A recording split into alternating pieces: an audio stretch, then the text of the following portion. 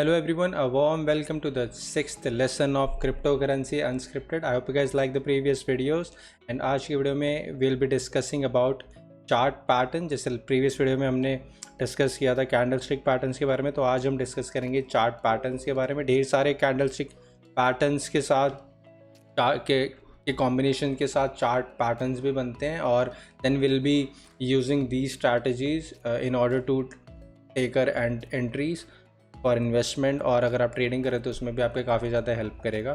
Chart pattern को और candlestick pattern को हम साथ में कॉम्बिनेशन के साथ हम कैसे यूज़ करते हैं वो भी मैं आज आपको बताऊंगा। So let's start without any delay.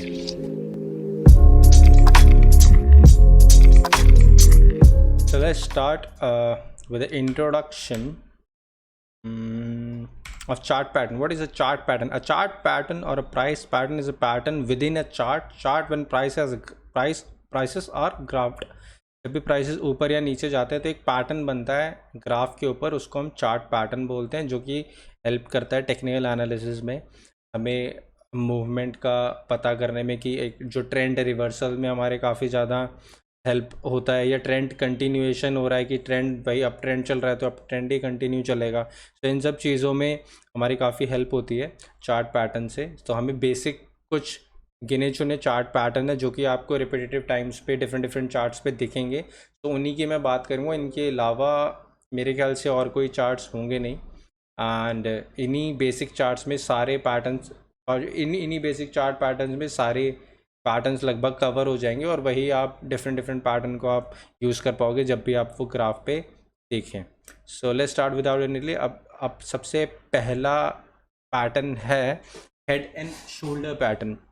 Usually इस पैटर्न में क्या होता है कि एक शोल्डर बनता है यहाँ पे, एंड देन उसके बाद एक हेड और एक बार दोबारा शोल्डर। जैसे यहाँ पे अगर आपको यहाँ पे प्राइस दिख रहा होगा ग्राफ में, तो एक बार बुल्स ने ट्राई किया, फेल हो गए, दोबारा बुल्स ने एक और बार ट्राई किया, फेल हो गए, उसके बाद एक और थर्ड टाइम ट्राई किया, फेल हो गए, उसके बाद एक बेयर मूव आ जाएगा। तो इसका मतलब है कि जब थर्ड टाइम बुल्स फेल हो गए तो जितने जो बुल्स थे वो सारे बेयर्स बन गए, बेयर्स में कन्वर्ट हो गए, तो सबने सेलिंग स्टार्ट कर दी।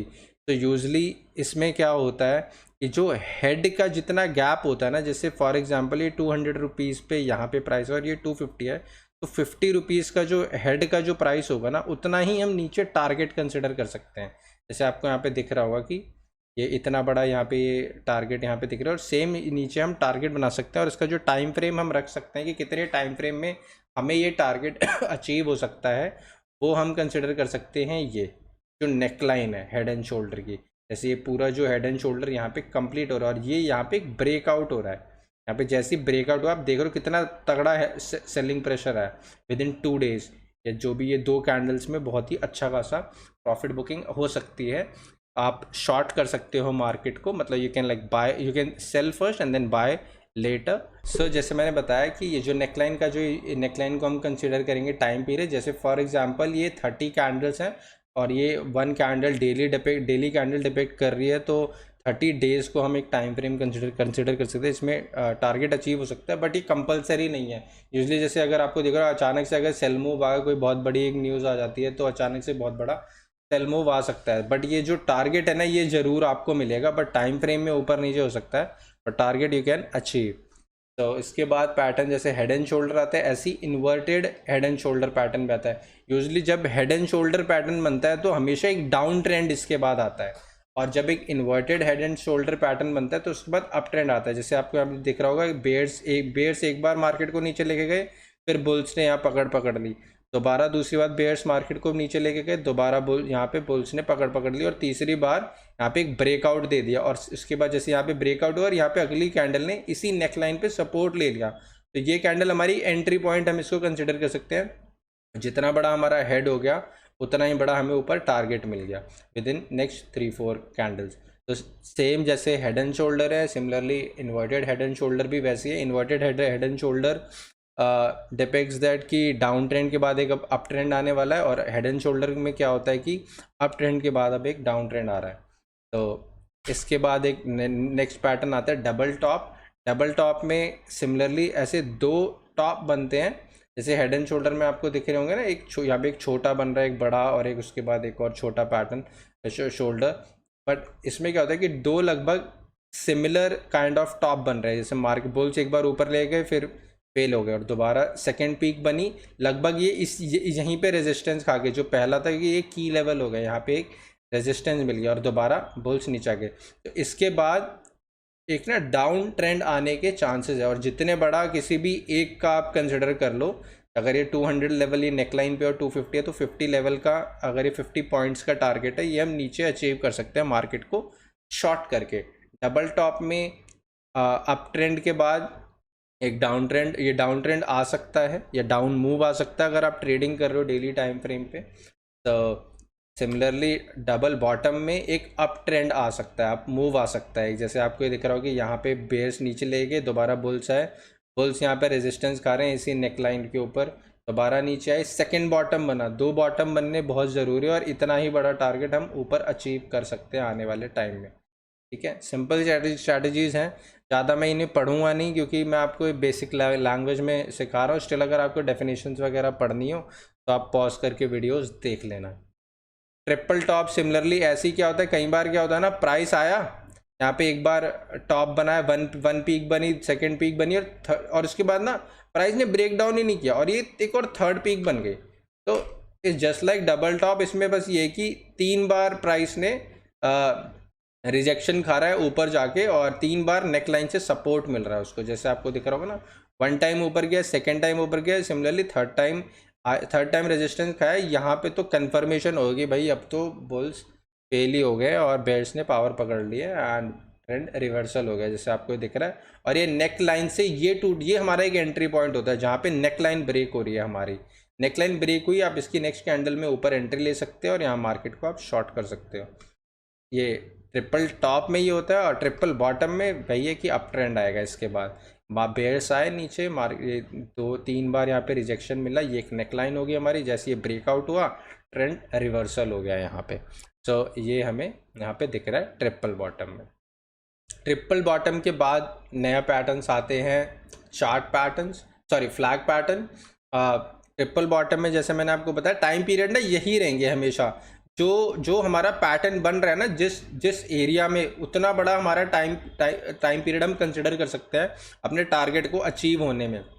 सो जैसे इतना बड़ा जो टाइम फ्रेम है, अगर इसके बीच में 10 कैंडल्स है तो 10 डेज को हम कंसिडर कर सकते हैं कि हमारा टारगेट अचीव हो सकता है।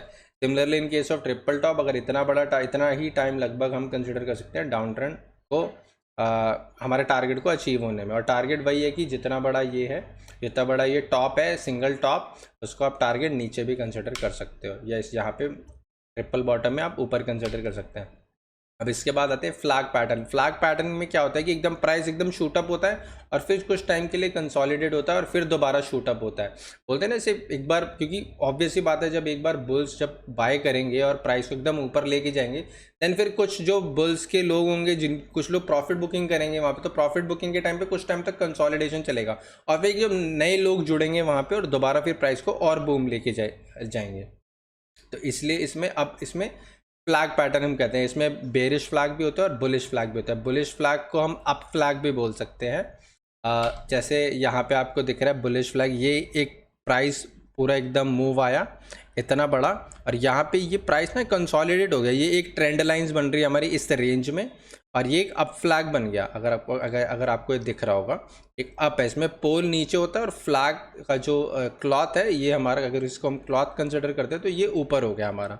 और जैसे ही यहाँ पे ये ब्रेकआउट हुआ, अगर आपको ये जोन दिख रहा होगा यहाँ पे, उसके बाद एक हमें कन्फर्मेशन मिल गई, इस कैंडल में हमें क्लियर कन्फर्मेशन मिल गई कि ये फ्लैग पैटर्न ब्रेक हो चुका है, तो हम यहाँ पे एंट्री ले सकते हैं।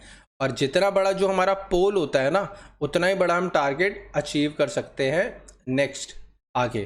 तो जैसे, और यहाँ से नीचे वाले क्लॉथ से लेके हम इसको कंसिडर, कुछ लोग यहाँ से ऊपर से भी लेते हैं कि भाई जो बुलिश फ्लैग का जो टॉप मोस्ट होता है यहाँ से पोल कंसिडर करते हैं, कुछ लोग नीचे से लेते हैं। जैसे फॉर एग्जांपल मैं तो ऊपर से कंसिडर करता हूँ कि इतना बड़ा टारगेट हमें ऊपर मिल सकता है जो ब्रेकआउट होता है वहाँ से।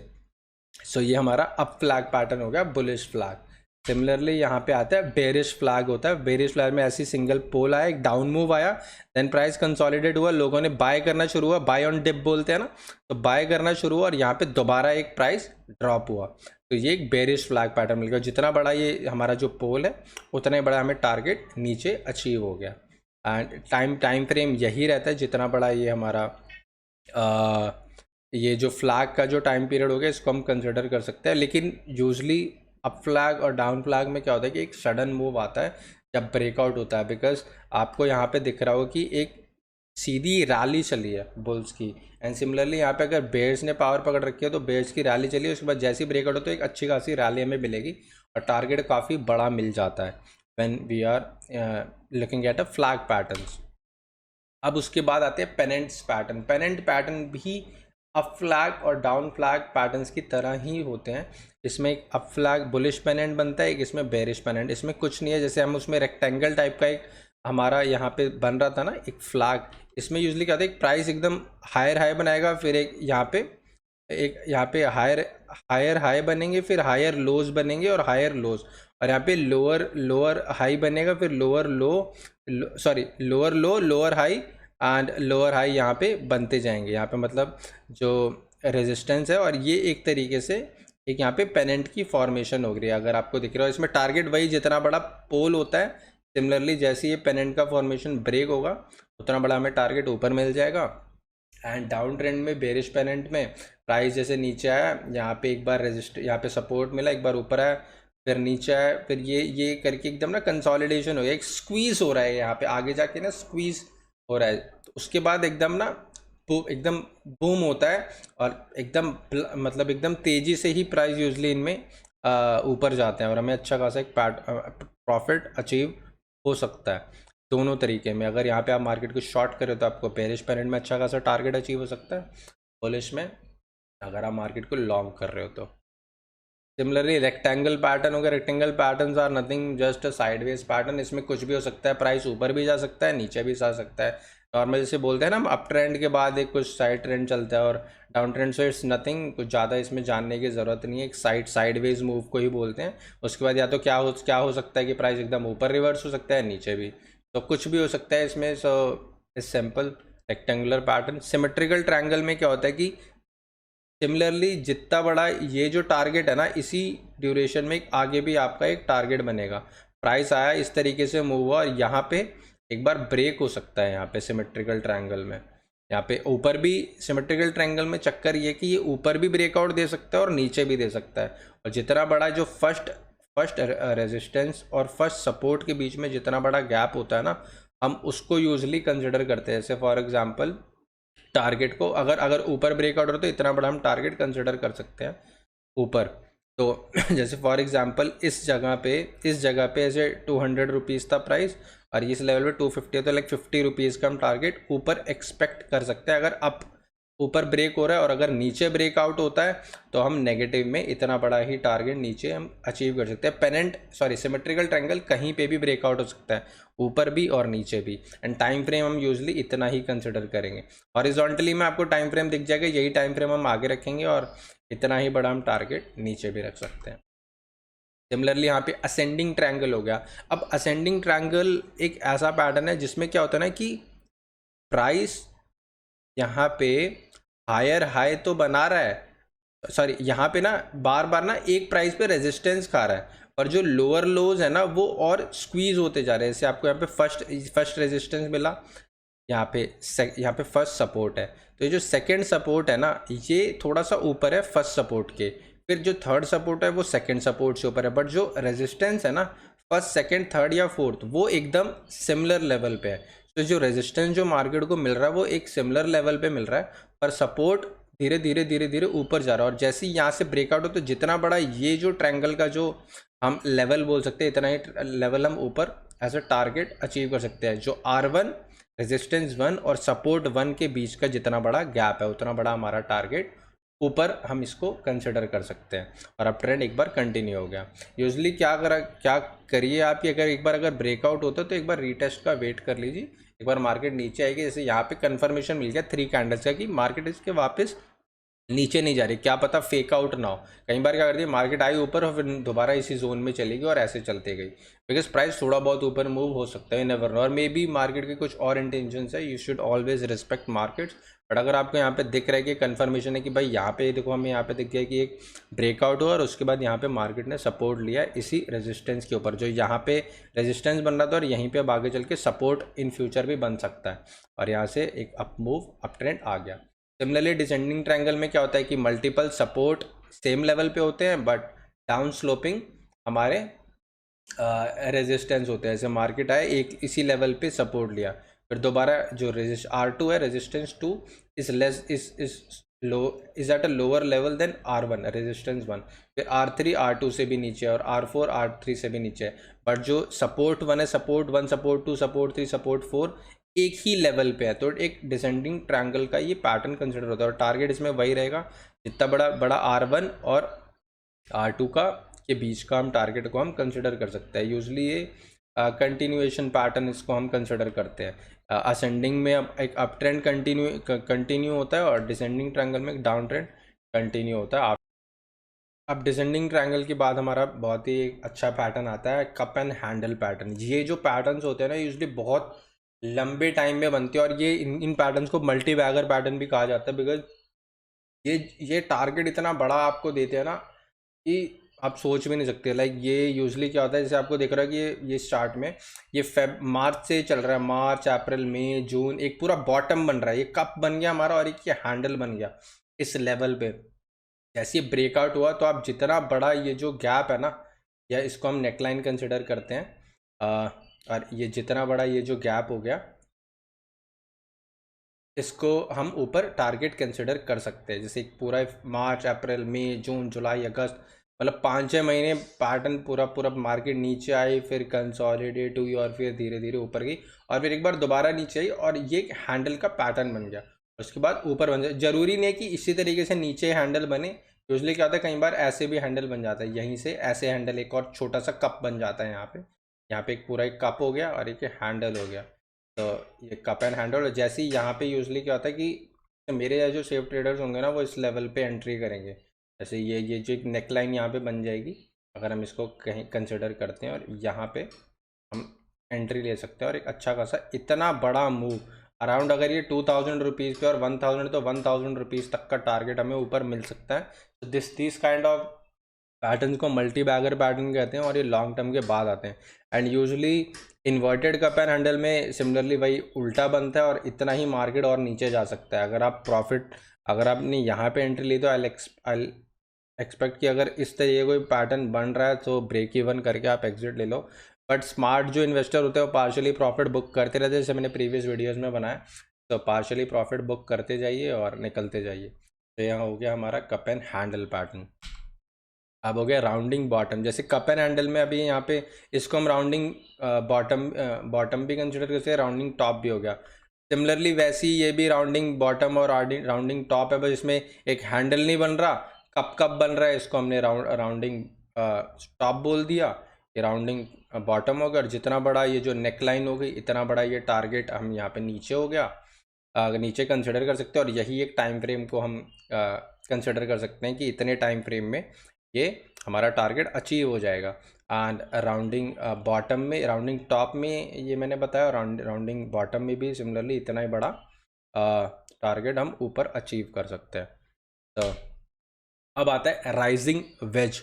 अब राइजिंग वेज में भी एक काइंड ऑफ असेंडिंग ट्रायंगल तो नहीं हम बोलेंगे, बट मार्केट ना एक स्क्वीज में आती है और उसके बाद एक ब्रेकआउट होता है।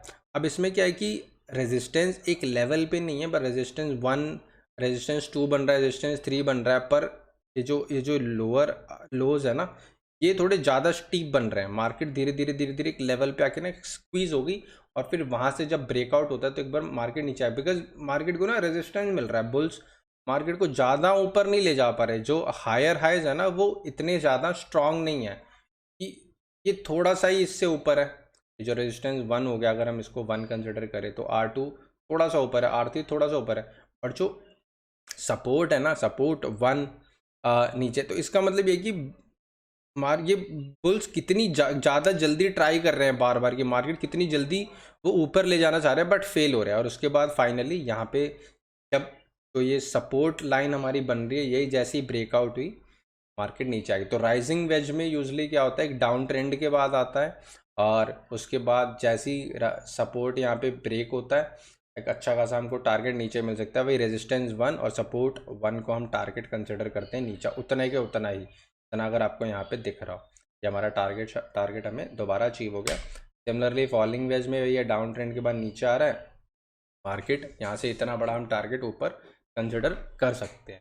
ये यूजली यहाँ पे तो अलग दिखा रखा है, पर अगर ये सपोर्ट 1 हो गया, रेजिस्टेंस 1, तो इतना बड़ा इसके बीच का जो गैप का जो प्राइस होगा, पॉइंट्स होंगे, वो हम टारगेट यहाँ पे अचीव कर सकते हैं। और ये ब्रेकआउट हुआ और दूसरा यहाँ पे हमें कन्फर्मेशन मिल गई, डोजी बनी दोबारा, दूसरी डोजी ने भी इसी ट्रेंड लाइन के ऊपर सपोर्ट ले लिया, यहाँ पे रेजिस्टेंस मिल रहा था, यही की लेवल सपोर्ट बन गई, कन्फर्मेशन हो गई, यहाँ पे हमने एंट्री ले ली, इतना बड़ा हम टारगेट इंजॉय कर सकते हैं यहाँ पे। तो आई hope you guys like this new video on chart patterns, और इसके बाद मैं नेक्स्ट वीडियो बहुत ही जल्दी बनाऊंगा। Sorry for the late videos, मैं थोड़ा सा बिजी रखा था पर्सनल कामों में, बट अभी नेक्स्ट वीडियो आपकी आने वाली है, उसमें मैं इंडिकेटर्स बताऊंगा और उसके बाद फिर मैं अपनी स्ट्रैटेजीज़ कुछ कुछ बताऊंगा कि मैं क्या क्या चीज़ें यूज़ करता हूँ। हम इंडिकेटर्स को कैसे यूज़ करेंगे, indicators plus chart pattern plus candlestick patterns plus price movement trend को हम देखेंगे, और डिफरेंट डिफरेंट कॉम्बिनेशन के साथ हम चार्ट्स को स्टडी करेंगे, प्राइस किस तरीके से मूव हो रहा है, और जिससे हमें एक मल्टीपल कंफर्मेशन मिल जाएंगी एंट्रीज एंड एग्जिट्स की। I hope you guys like this new video. अगर आपको अच्छे लगे so make sure you guys hit that like button और कमेंट भी कर देना। तो see you guys again in the next video, till then bye bye, take care.